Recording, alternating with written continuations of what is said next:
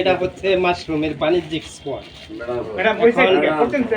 এই স্পঞ্জটা তৈরি করতে হলে আমাদের উপাদান লাগবে, মানে 100 প্যাকেট যদি আমি তৈরি করি তাহলে 100 প্যাকেট তৈরি করার জন্য 16 কেজি লাগবে কাঠের গুঁড়া, 8 কেজি লাগবে গমের ভুসি, 1 কেজি লাগবে ধানের তুষ, ক্যালসিয়াম কার্বনেট চুন লাগবে 100 গ্রাম।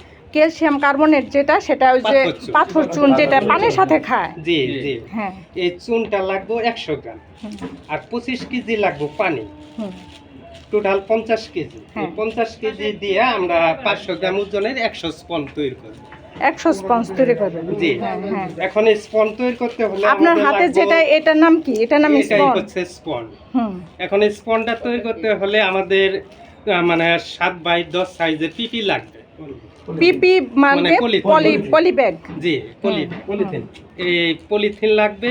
আর আমার হাতে আছে যে এটা হচ্ছে নেক, এই নেক লাগবে। তারপরে আমি স্পঞ্জটা তৈরি করলাম। এখন এই স্পঞ্জটা তৈরি করার পরে এখানে আমি চোখালো একটি কাঠির দ্বারা এরকম ছিদ্র করে নিব, মানে মাদার দেওয়ার জন্য, বীজ দেওয়ার জন্য। মাদার মানে যে যেটা থেকে হবে মাশরুম, সেটাই মাদার, মাতৃ। জি। তারপরে এই যে ছিদ্রটা করলাম, এখানে আমরা তুলা লাগাবো। তুলা লাগানোর পরে আমরা ক্যাপ লাগাবো। ক্যাপ লাগানোর পরে এটা আমরা ডাম পদ্ধতিতে 4 ঘন্টা সময় জীবাণুমুক্ত করব। ডামে আমরা 4 ঘন্টা জীবাণুমুক্ত করব। তুলা লাগানোটা একটু দেখান। এই যে তুলা লাগানো, ওইদিক থেকে একটু ছায়া সরান। তুলা লাগানোটা, এই যে তুলাটা এইভাবে লাগাতে হবে। এখন এই তুলা লাগানোর পরে উপরে আমরা একটা ক্যাপ লাগাবো। ক্যাপ লাগানোর পরে এটা আমরা ডামে 4 ঘন্টা সময় জীবাণুমুক্ত করব। জীবাণুমুক্ত করে নিতে হবে? জি। 4 ঘন্টা সময় লাগবে জীবাণু। ওটা ড্রামে কিভাবে জীবাণুমুক্ত হবে? ওটা কি ইলেকট্রিক হিটিং এর মাধ্যমে নাকি? না না, আমাদের গ্রাম অঞ্চলে বিশেষ করে ডাম পদ্ধতিতে, যে লোহার যে ডাম, এরকম একটা ডাম নিতে হবে। ডামের ভিতরে আবার একটা 10 ইঞ্চি লম্বা পয়ের দ্বারা একটা টুল বানিয়ে নিতে হবে, মানে মোড়া সিস্টেমে একটা টুল বানিয়ে নিতে হবে। সেই মোড়াটার উপরে যে পাটটা থাকবে, সেই পাটের 2 ইঞ্চি নিচে পানি থাকবে, মানে টোটাল 8 ইঞ্চি। যেহেতু 10 ইঞ্চি লম্বা পয়ের দ্বারা একটা টুল তৈরি করব, তাহলে আমরা ওই ডামে 8 ইঞ্চি পরিমাণ পানি নেব। পানি নেওয়ার পরে ওই টুলটার উপরে আমরা স্পঞ্জগুলো সাজিয়ে বসাবো। বসানোর পরে ডামের ঢাকনাটা আমরা শক্ত করে, মানে রিফিট করে লাগিয়ে দেব।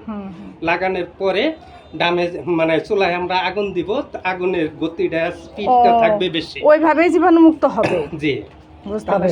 আগুনের গতি স্পিড থাকতে হবে বেশি। 4 ঘন্টার সময় জীবাণু, মানে চুলায় আগুন জ্বালিয়ে রাখতে হবে। আগুন কখনো নিভানো যাবে না। 4 ঘন্টা পরে চুলার আগুন আমরা নিভাই দেওয়ার পরে ওই ডামের স্পঞ্জটা আমাদের 12 ঘন্টা থাকবে ওই ডামের ভিতরে। 12 ঘন্টা আগে স্পঞ্জটা বাহির করা যাবে না। 12 ঘন্টা পরে ওই ডাম থেকে আমরা স্পঞ্জটা বাহির করে এক্সট্রা একটা রুমে নেব, মানে সেই ঘরটা আগে পরিষ্কার করে নেব, জীবাণুমুক্ত করে নেব। সেই ঘরে আমরা স্পঞ্জ নিয়ে ওইখানে আধা ঘন্টার সময় আমরা ঠান্ডা করব। ঠান্ডা করার পরে এই প্যাকেটে আমরা ওই মাশরুমের যে বীজ, মাদার, সেটা এই প্যাকেটে আমরা দিব। তারপরে জি, দেওয়ার পরে এই প্যাকেটটা ওই এক্সট্রা করে আমরা 18 থেকে 22 দিন রাইখা দিব।